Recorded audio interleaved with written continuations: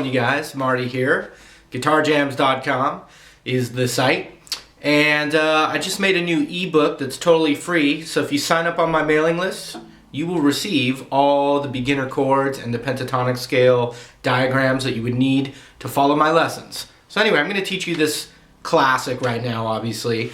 And what I want to do is, there's some finger picking stuff. What I think I want to do is show you each shape. I'm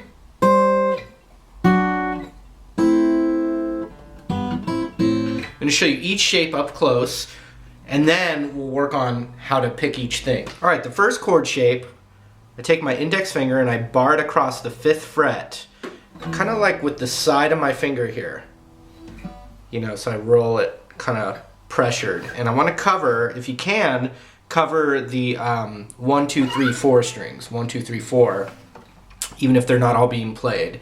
And then my ring finger, it's got a bend to it, and it's going to be on the 7th fret of the D string. So it should sound like this when you just play it. And that's an A minor.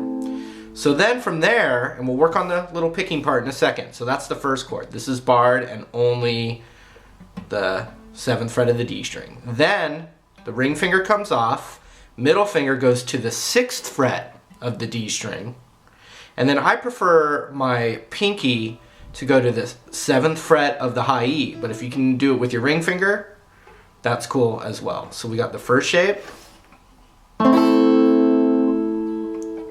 The middle finger comes down, and either your ring finger on the 7th or your pinky. The reason I say pinky is because the next chord, you just can slide it up. Alright, so the first chord, then middle finger goes down, and we're going to put a note on the high E right there. Or ring finger. Then pinky, and that last one's up to you. Pinky is going to go up to the 8th fret of the high E while this is still barred. So far the first 3 chords all have the index finger barred on the 5th fret. We got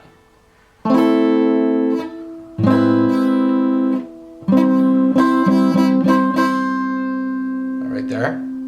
Alright, so if you're a beginner and you're trying to master the song, the next chord could just be a regular D chord if you want. But the most correct way is to actually have the 4th fret on the D string with the D chord. So you can do it a few different ways. You can play a D chord and get your pinky onto the 4th fret. Beginner way, you can just do a regular D chord. It's still going to sound almost identical, but you can get your pinky there. What I do is I bar across, just like I did right here, but down here, like that. And then I get my middle finger onto the 3rd fret of the 2nd string, the B string, and then my ring finger on the 4th fret of the D string. Just like that. So that's that next shape. So far we've got and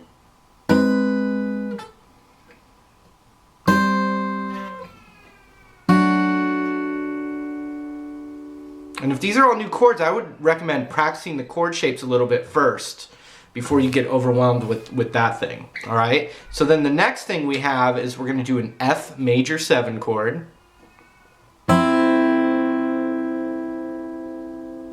Like that. And then the last little dun dun dun is really just a G major chord to an A minor chord. Like 1 on G, 2 on A minor. But some of the notes aren't being plucked, so if you looked at a tab, it would just be middle finger on the 2nd fret of the A string, and you'd pluck that, and then the G and the B. And then you go to an A minor chord, and you pluck the same strings, but you add the high E in there as well if you can. Like that. So review those chord shapes. One more time, the chord shapes.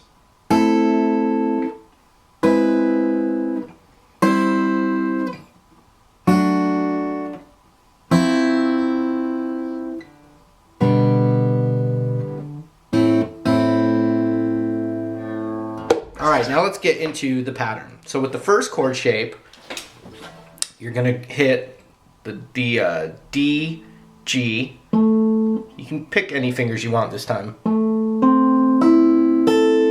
You just go through each one. Then when we go to the chord shape number 2, whether it's your ring finger or pinky finger, we're gonna pluck with our thumb and index or thumb and ring finger or whatever. You're gonna pluck the D string and the high E string. So far we have. And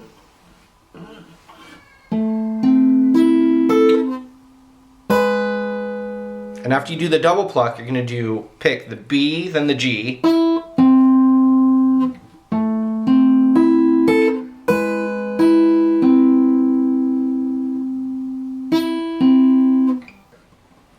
You did the first shape. You did the second shape, the double pluck. Then B, G. Then you gotta just by itself hit the high E with the pinky or the ring finger on the 7th fret. Like that, by itself. So it's.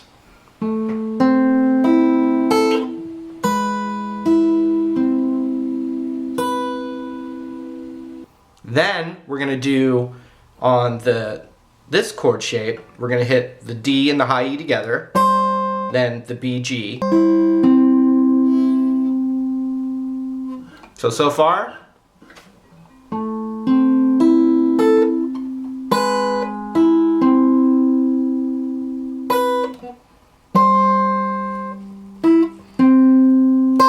Then the high E. Then we go to this inverted D and we're gonna hit the D and high E again together. Then the B and G. Then the high E again by itself, just like before.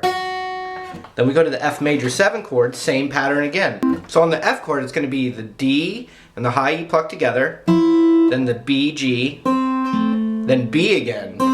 So,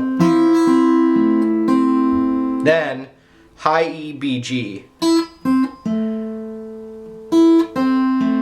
Then that little portion of a G chord, and then the A minor chord. So I'm going to show you through the chord shapes as you hear the song.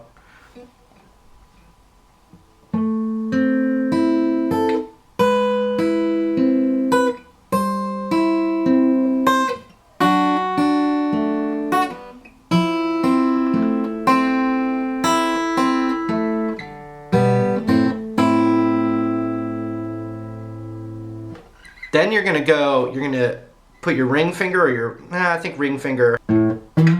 So you have to hit the open A string, and then I slide from the 5th fret of the A string all the way up to the 8th with one pluck on my thumb. Then I slide it back to 7 and I hit that note.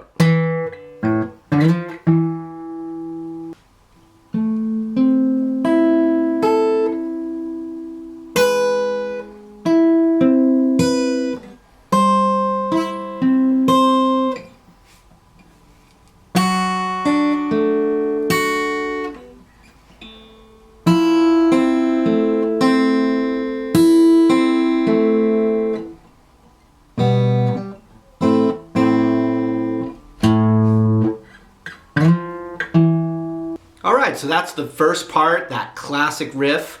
Maybe don't go into the music store and play it. You know, some people have some superstitions about that. Stairway to Heaven. Do Stairway! I've heard that at many gigs. It's only second to Freebird! So anyway, why don't you go click my friend list and get that free ebook. You want to check it out, especially if you're a beginner. It's really helpful. But anyway, I'm going to keep doing these lessons for you, and I appreciate all the support I've gotten, and we'll see you in the next go-around.